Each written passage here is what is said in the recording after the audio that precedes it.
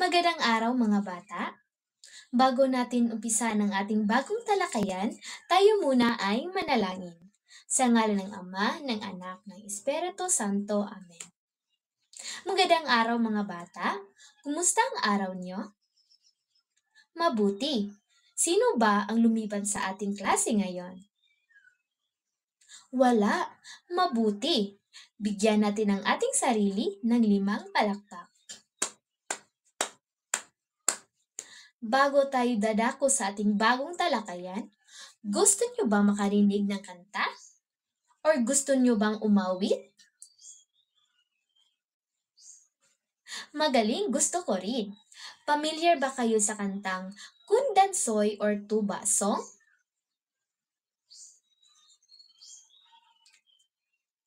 Magaling, tara na't umpisahan natin.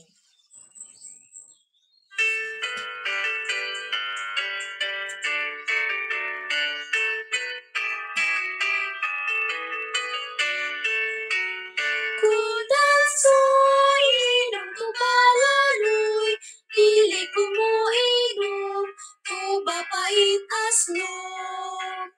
Kundansoy, inom tuba laloy, dili ko mo inom, tuba pait aslom. Ang tuba sa paypay, patente mo angay, kalangsan nga jutay, puno ang malaway. Ang tuba sa paypay, patente mo angay, kalangsan nga jutay, puno ang malaway.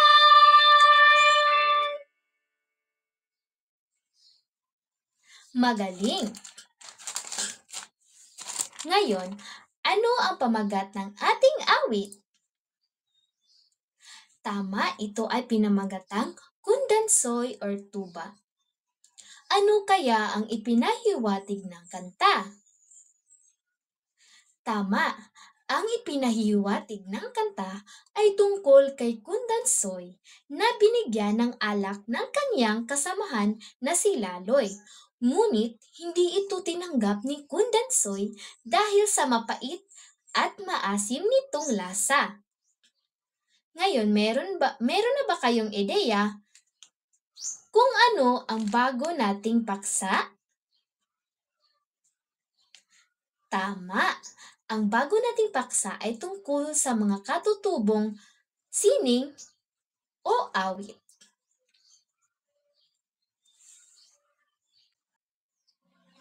Sa mga nakaraang aralin, pinag-aralan natin ang iba't ibang kaugalian ng mga Pilipino sa iba't ibang mga rehiyon. Ngayon naman, dadako naman tayo sa panibagong aralin na pinamagatang katutubong sining o awit.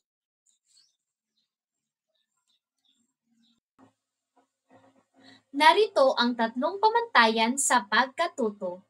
Una, natutukoy ang mga katutubong sining o awit sa Visayas. Pangalawa, na ipapaliwanag ang kahalagahan ng pagkakaroon ng iba't ibang katutubong sining o awit. Pangatlo, nakapagmumungkahi ng mga paraan upang mapapangalagaan, magagamit at maipagmalaki sa susunod na henerasyon.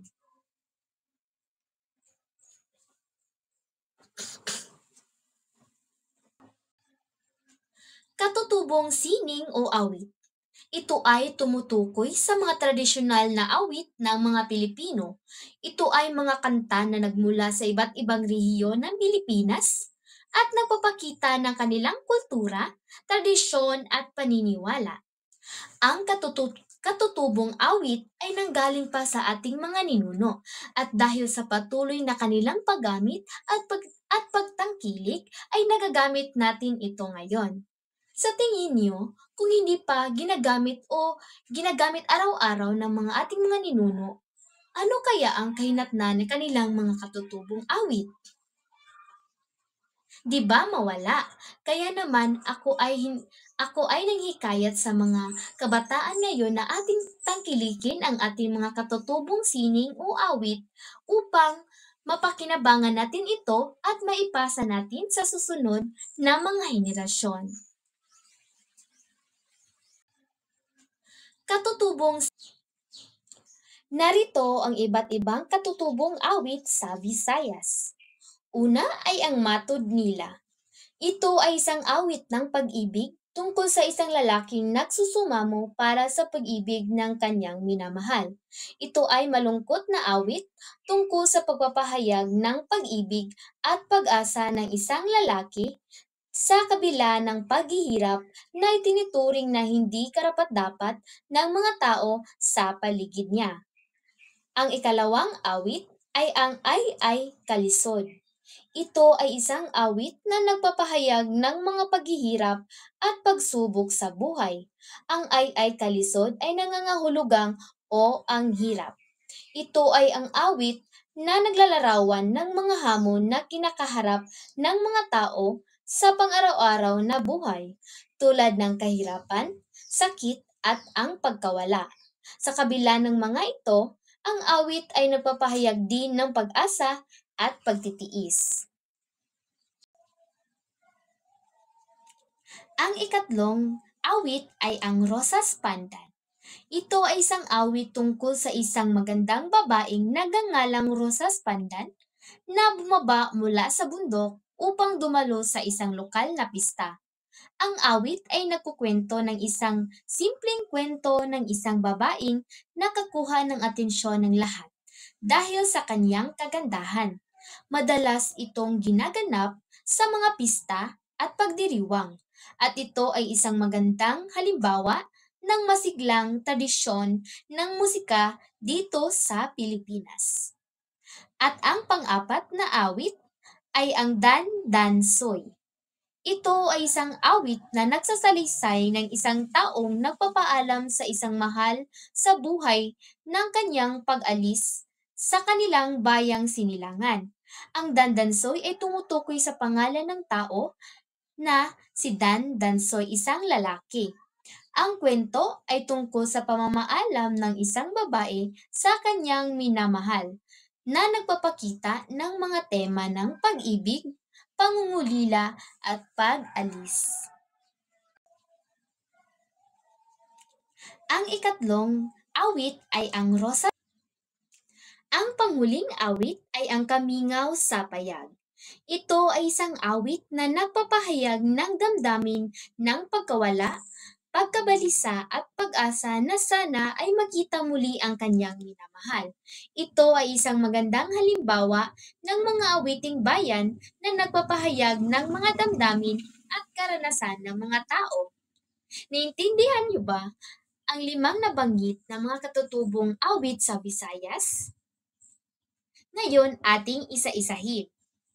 Una ay ang Matod Dila. Pangalawa ay Kalisod. Ikatlo, Rosas Pandan. Pang-apat, Dandansoy. At ang panghuli ay ang Kamingaw sa Payag. Ngayon, dadako naman tayo sa ating aktibidad.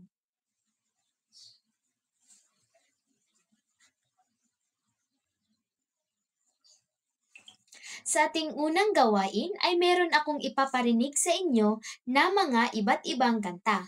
At ang gusto ko ay makinig kayo ng maayos dahil pagkatapos nito ay inyong huhulaan kung ito ba ay katutubong awit o hindi. Handa na ba kayong makinig, mga bata? Magaling. Umpisahan na natin. Sa merkadong unang awit. Makinig ng maayos.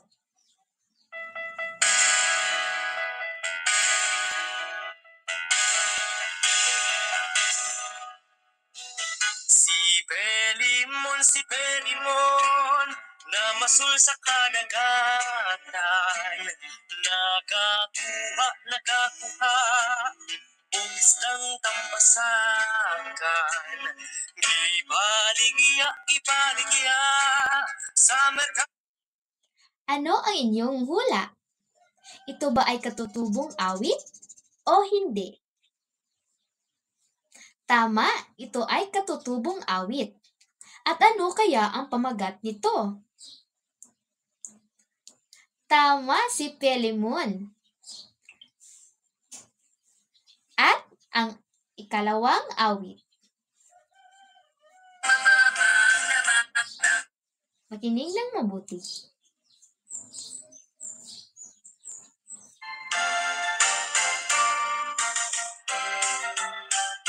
Si ay ibang tao sa lagitod sa labuyo. Ang babae sa lansangan, kung pumiri parang sa tuwidyo sa pantaban, kung doseko sa tindahan. Ano ang inyong hula? Ito ba ay katutubong awit o hindi?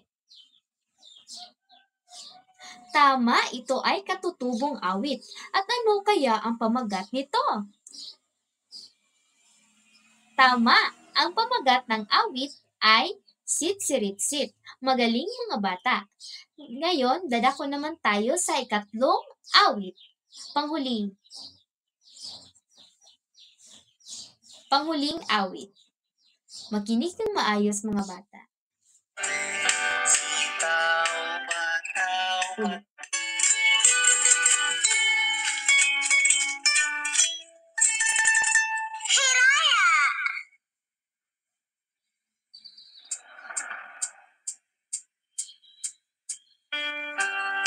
O mga bata, sabay-sabay tayo.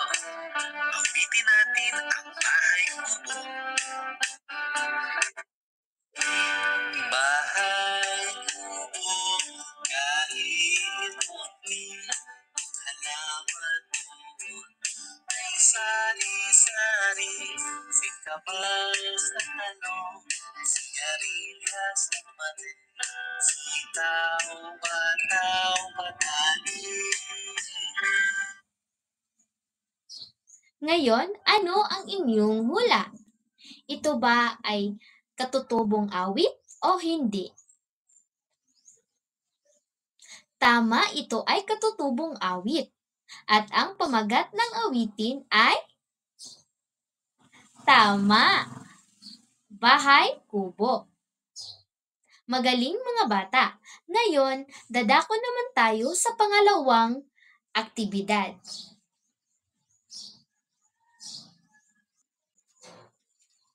Sa ikalawang gawain, kayo ay inaatasang basahin ang bawat pangusap, pagkatapos isulat ang tama kung wasto ang pahayag at mali naman kung hindi. Maliwanag ba mga bata?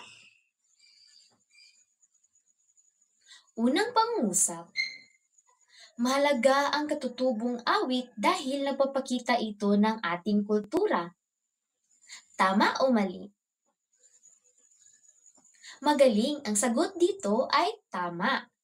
Pangalawang pangusap. Pwede nating kalimutan ang mga katutubong awit dahil meron na tayong mga bagong kanta.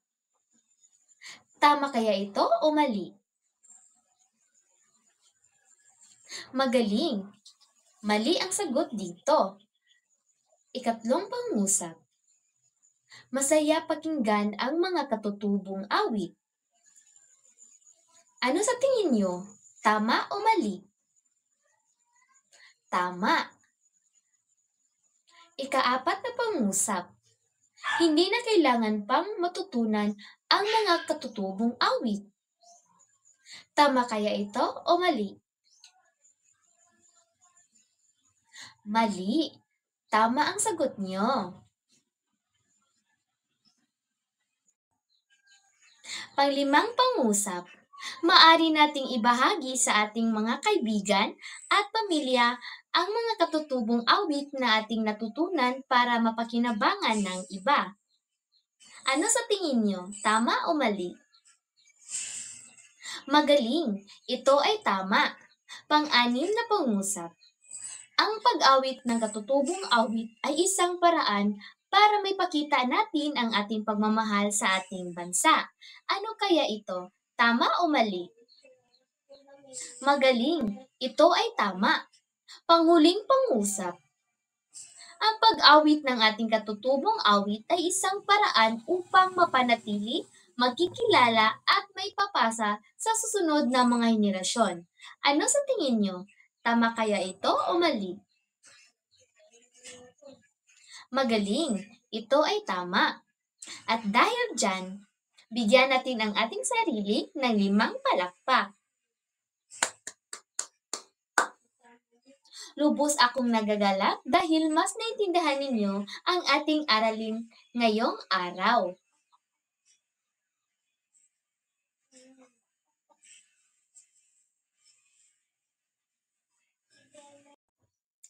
Bilang pangwakas, bakit mahalaga nating pag-aralan ang ating mga katutubong awit? Magaling! Sa pamamagitan ng pag-aaral ng ating mga katutubong awit, mas lalo nating maunawaan ang ating kultura at kasaysayan at mas lalo nating mapapalagahan ang ating pagiging Pilipino. Bilang isang mag-aaral, paano natin mapahalagahan ang ating mga katutubong awit upang maipasa pa sa ating mga susunod na mga henerasyon? Tama, sa pamamagitan ng pagkilos, pagbabahagi, at pagtuturo, masisiguro natin na ang ating mga katutubong awit ay mananatili at mapapalagahan ng mga susunod na henerasyon.